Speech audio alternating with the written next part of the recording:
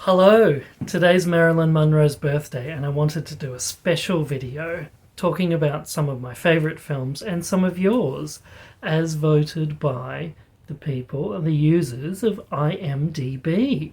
So today we're looking at the top 10 and a couple of special mentions. So starting off with number 10.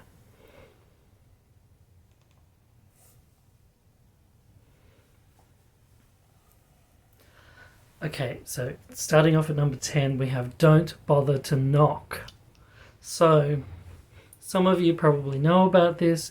It's a film that people often say, yes, Marilyn can act, look at Don't Bother to Knock. It's one of her early film. Excuse me. It's one of her early films, and it's a film I watched as a kid. I haven't actually rewatched it as an adult, but, you know, one of my memories of it is that, you know, she has this beautiful red dress on the cover of it, and then when you watch the black and white film and it's all done in this sort of one room, I did feel like I was a bit disappointed by it, but I did enjoy her performance. So that got 6.8 out of 10 by the users of IMDb, and about 7.8k people voted for that at the time of recording. So moving on to number 9. Okay, number 9 is a genuine favourite of mine, How to Marry a Millionaire. This film teams Lauren Bacall, Marilyn Monroe and Betty Grable, who was, as some people know, the symbol of the 40s. A lot of gentlemen put a poster of her on their wall as they went off into service, and then it's contrasted by Betty Grable is contrasted by the wonderful Lauren Bacall, who has that deep husky voice. She doesn't seem like she wants to be there, but at the same time she seems to really get a lot of friendship out of these other two ladies. And Marilyn's character is this super charming girl who refuses to wear glasses. You know, men don't make passes hurt girls who wear glasses. Ooh. And, it's just very, very charming, and probably one of the best stories is behind the scenes where Betty Grable says to Marilyn, you know, I had them for 10 years, go enjoy the next 10 years. Like, she's passing the baton over to Marilyn. And it's very enjoyable. It's anyway, a lot of fun. How to Marry a Millionaire. Back when a time when a millionaire meant a lot more than it does now. Okay, now number 8. Monkey Business. Ooh, ha, ha, ha, ha. I have not actually seen this movie, which is pretty terrible because it's got two of my favourite actors in it. Cary Grant. Anyway, Cary Grant and Marilyn Monroe, and also Ginger Rogers. And it seems like the kind of film that I would love. And it just inches out. So How to Marry a Millionaire also got 6.8 by the viewers of IMDb. But the reason why it's higher than Don't Bother to Knock is because more people voted for it. So Monkey Business got 6.9, so a bit of a photo finish, really. And so I'm sorry, I've got to watch it. I'm going to rectify that as soon as possible. Although I will say, in my defense, one of my very, very good friends has a policy of if she really likes something, like a book, she won't read the last 2 chapters in order to be able to say there's always more of it to watch. And so that's why, despite Marilyn being my favourite actress, possibly my favourite actor, I haven't actually watched all of her movies because there's a part of me that's like, well, there's a limited number of these films, and I want there to be something left to watch. So that's part of the reason why I haven't watched all these, and also because there's ones that I love and I just keep going back to them. So anyway, that's my excuse for not having watched Monkey Business, despite two of my favourite actors being in it, and it being, a screwball comedy, which I love. So, watch it. Okay, so next. Number 6. Niagara. Da, da, da. Now, I have seen this movie. Again, I haven't rewatched it as an adult, but as a kid, it really impressed me. This was sort of one of the films that really impressed me, of Marilyn as a comedic, not a comedic. This is one of the films that really impressed me with Marilyn as a dramatic actress. It also stars Joseph Cotton, who is probably one of the most respected actors. He didn't really do many he didn't do many starring roles. He was often the co-lead, or he was part of a supporting cast. But, he's one of those, I hate to say it, he's a bit of a forgettable face because he sort of blends in. He's good looking, but he kind of looks like William Holden. He sort of looks like everybody else, I hate to say. But obviously there's something about him that everybody liked because, right up until even, things like Hush Hush Sweet Charlotte, Betty Davis is wanting to work with him. He worked in Japan on a Godzilla movie. Joseph Cotton, and he kind of looks a bit like Paul Rudd today. Joseph Cotton essentially looks the same age for most of his life. Like, even in Hush Hush Sweet Charlotte, he doesn't really look that much different from how he looked back in his so-called heyday. Anyway, it's about two couples that go on a holiday to the aforementioned Niagara, and the scenes in the waterfall are spectacular.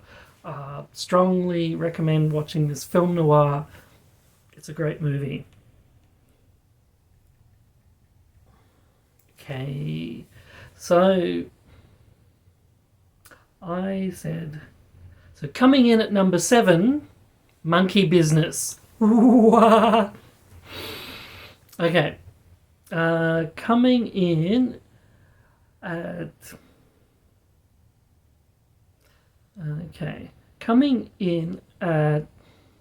equal 5. Sorry. Okay, coming in at equal 5.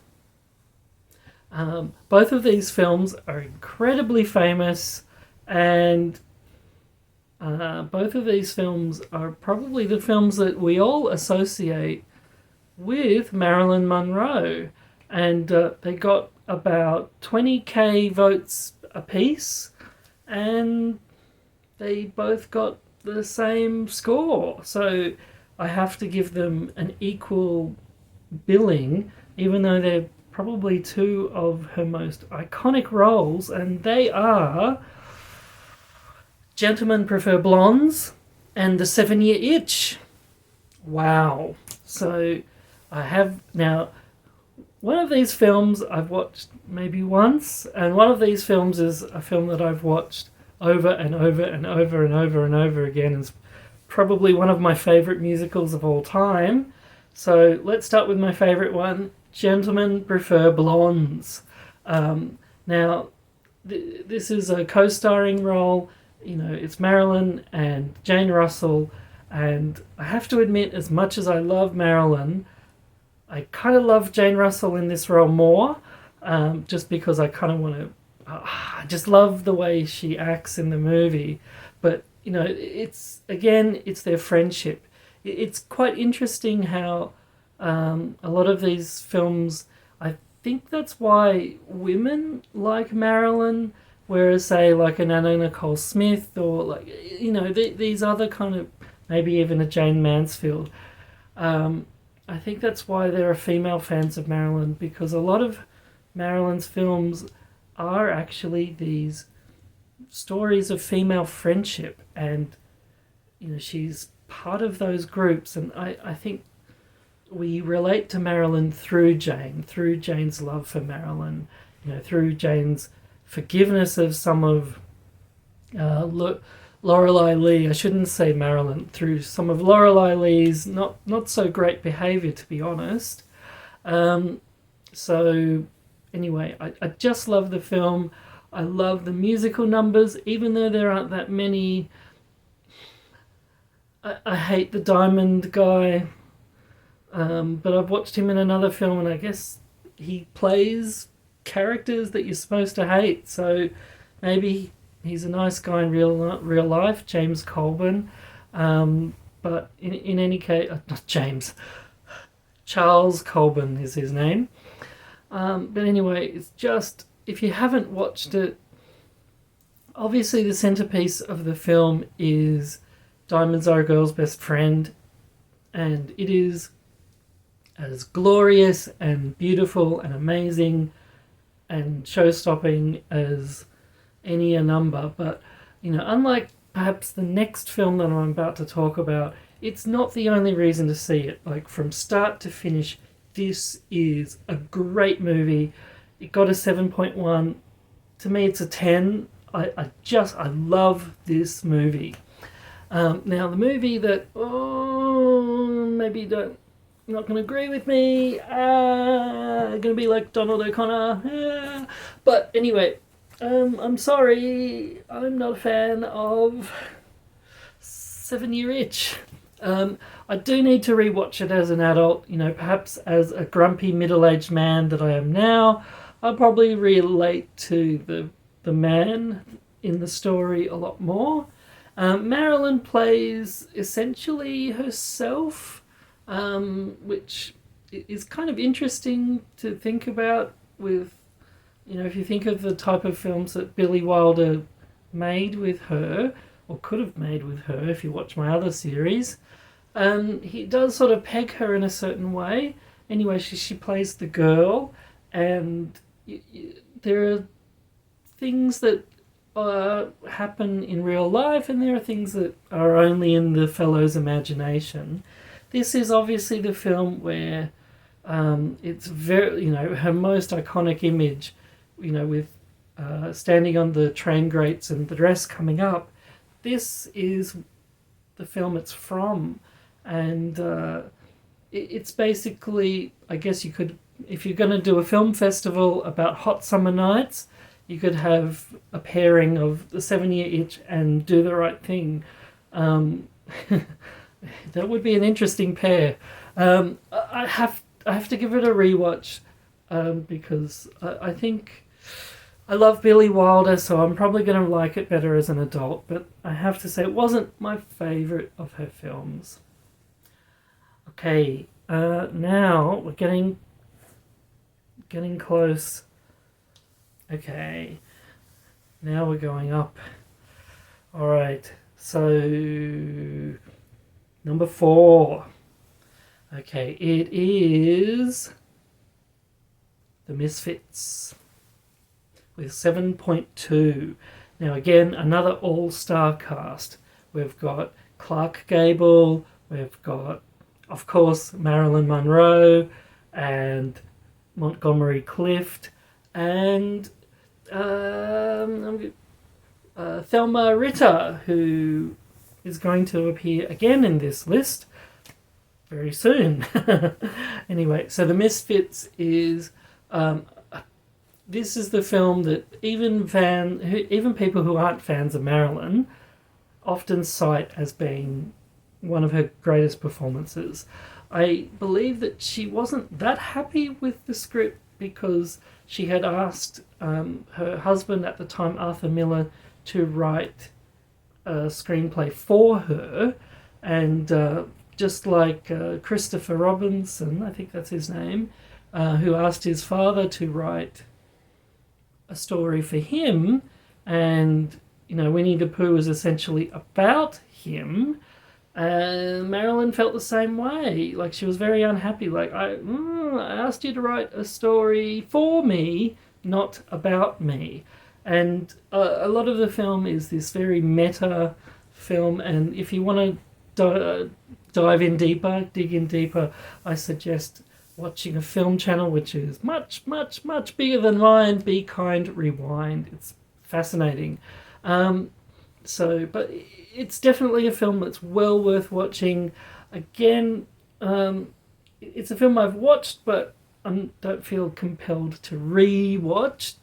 Like, Gentlemen Prefer Blondes, which is one of my all-time favourite films. So there you go. Anyway, time for a rewatch of The 7-Year Itch.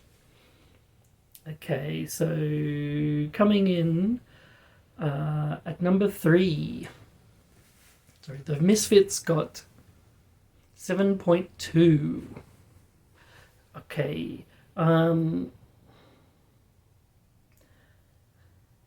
Coming in at number 3 is another film I haven't watched, and Marilyn only has a tiny part. Can you guess what it is? Look outside. Oh, it's the Asphalt Jungle. Asphalt Jungle. Asphalt. Okay, so I haven't watched this, but it stars Sterling Hayden, I think is the way to pronounce his name. The film of his, which I have watched, sorry, I'm looking over at my DVD collection, is the one he made with Joan Crawford, called Johnny Guitar, where he plays the titular character, Johnny Guitar. And I really adored him in this film. I've seen an interview with him as he got older, when he became a bit of a recluse and totally shunned the Hollywood life. But this is often the film that people say was his best film. Marilyn only appears in it for a very, very brief scene, but it's part of a great year for her, around that sort of 49, 50 year, where you can see like the Marilyn, character, I guess, is on the rise. Like, her star is, you just feel her star is rising. This and the next film I'm going to talk about. So the Asphalt Jungle got a 7.8 on the by the IMDB users. So I'm definitely putting this on my to watch list. I'm looking forward to seeing it. And tell me what you think. Have you watched it? There is like a clip. I think I've actually watched the clip of her from the movie. So, but I love film noir, but I tend to rewatch the ones I love. So, like, I'll watch The Big Sleep 100 million times, and then say I love film noir, when maybe I should really say I love The Big Sleep. Anyway, I should watch The Asphalt Jungle. I've got to seek it out. Bad cinephile. Okay, anyway, next we have number 2. Oh, we're getting... Should I... Actually, no. I'm not going to say number 2, because if I say number 2, you'll know what number 1 is. So, time for honourable mentions. Okay, there are 2. I should probably put in 3. Okay, I'll make it 3. Sorry. Okay, so the first of them is one of my favourite. And actually, 2 of these 3 are from Marilyn Monroe Productions. The first is The Prince and the Showgirl, which I think is desperately underrated. It's kind of in the same vein as Roman Holiday, where in this case, Marilyn is the showgirl, but she's, a regular woman, and she gets to meet a prince, and the way they interact, and it's a little like Pride and Prejudice, where like they both have expectations of each other, and they manage to overcome those expectations. It probably isn't rated as highly because it doesn't quite have a romantic ending, but I will say, Marilyn, I mean, I think this is why we never got a film with like Marilyn and Brandon Marlowe, Marlon Brando, because I don't think he would have enjoyed being outshone, and Marilyn outshone everyone, no matter how illustrious they were, no matter how talented they were, no matter how awarded they were, no matter how legendary they were. She outshone all of them. And the man she plays against and is directed by is Laurence Olivier. So Laurence Olivier, who, my goodness, was one time a husband of Vivian Leigh, and probably one of the most respected actors of his generation. Like, basically, you've got Sir Laurence Olivier, and you've got the other one, husband of Elizabeth Taylor, Richard Burton. So, and naturally, Marilyn completely outshines him. And the thing is, I think people disrespect comedy, but she completely holds her own with him. Apparently, he wasn't such a fan of hers, but he wasn't such a fan of Dustin Hoffman either. So take that as you will. I think it's a great movie, and I think it's one of those occasions where two stars not liking each other actually adds to their chemistry, a little bit like the X-Files. So anyway, I think it's one of her best, and I think it's a great thing to watch if you're a fan of Marilyn, to see like what kind of films would she have actually wanted to make herself. Going along again with a similar idea, we've also got, should I say River of No Return? Gosh, I haven't watched that, but I want to watch that. Okay, Bus Stop. Honestly, it's not quite my favourite, but again, kind of like the Misfits, we've got her out in the West. She plays a country girl, a saloon singer who dreams of stardom and ends up falling in love. It's incredibly well acted. It's a great movie. Not a favourite of mine because, I don't know, I guess I guess I like Gentlemen Prefer Blondes. Like, I want the happy ending. I guess, you're probably going to say, like, am I a fan of Marilyn, or am I just a fan of two of her movies?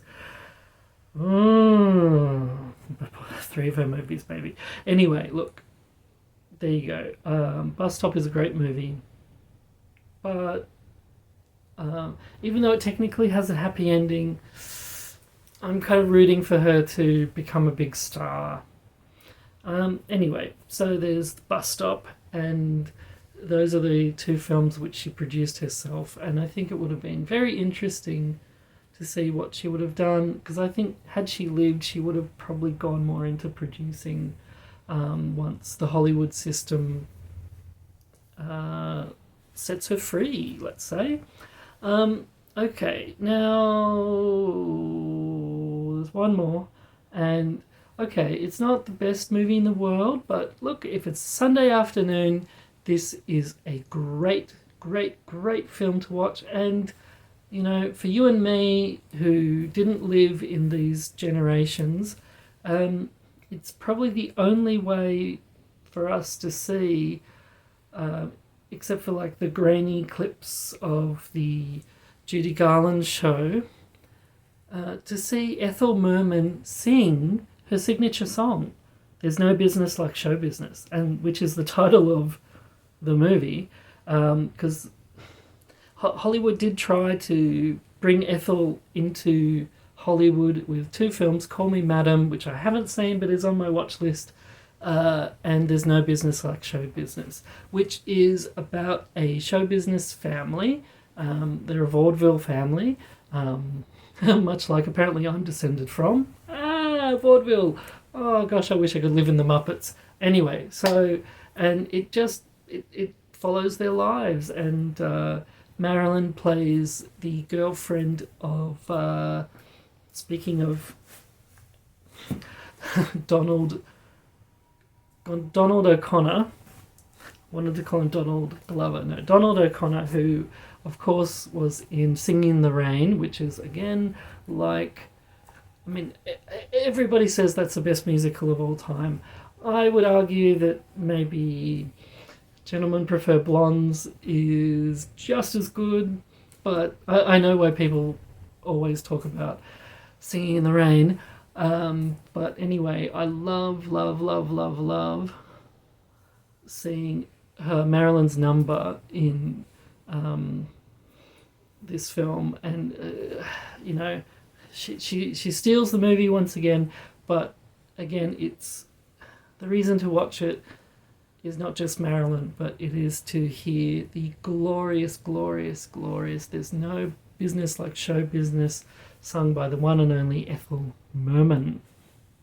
So, okay, I've had you waiting. I guess. Okay, I'll tell you the top 2, and then I'll discuss them. So, because I bet if I say number 2, you're going to guess number 1. So number 2 is All About Eve, which of course means that number 1 is Some Like It Hot. Okay, so that probably means that everybody has stopped listening, so I can say whatever I want. Okay, now Some Like It Hot is my personal favorite movie. My goodness, it's probably not so PC now, but it is my all-time favorite movie. And I even like Connie and Carla, which is a total rip-off of Some Like It Hot, but it's still a good movie. So anyway, so Some Like It Hot, hold that thought. All About Eve. Okay, so the Academy Awards gave it 14 nominations and only 1 win. My goodness. Like, where is the love, as the Black Eyed Peas would say? Where is the love? Only matched by Titanic with 14 nominations. So, okay. Now, one of the best scripts ever, Joseph Mankiewicz, who adapted Mary O's story, which was based on a dinner conversation she had overheard with a Broadway actress, which you can read all about in the book All About Eve. It's a great read, and it wasn't supposed to be. It wasn't supposed to be Bette Davis. It is Bette Davis's movie, but I will say, every time Marilyn is in a scene, I look at Marilyn. She just, everybody becomes background noise when Marilyn is there, and it does feel a little bit like the birth of the Marilyn character.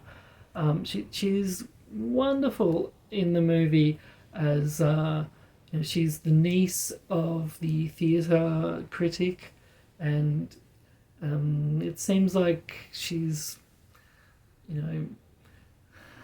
they sort of, it's not, I mean, if you say it out loud, it doesn't sound all that great. I mean, they essentially, set her up as kind of being friendly with the older producer, and they say, "Oh, I see your career rising in the East," meaning Hollywood. So it's a bit of a send-up of Hollywood as well as Broadway. It's, yeah, I mean, what can you say about one of the greatest movies ever made? It's so rewatchable. You've got, like just about every person in the film has an Oscar. Obviously Betty Davis had 2 Oscars at that point and didn't win one for that one because she was in the same category as the co-star who was in the 10 Commandments, and her name is escaping me right now. Dear, Anne Baxter. So they were competing and divided the vote, and it ended up going to Judy Holliday for Born Yesterday. But it's a year where everyone, if you look at the best actress that year, you could have given it to every one of them because they're all brilliant. I mean, this is again the year of Sunset Boulevard with Gloria Swanson. What a performance there as well. So, okay, digressing a bit.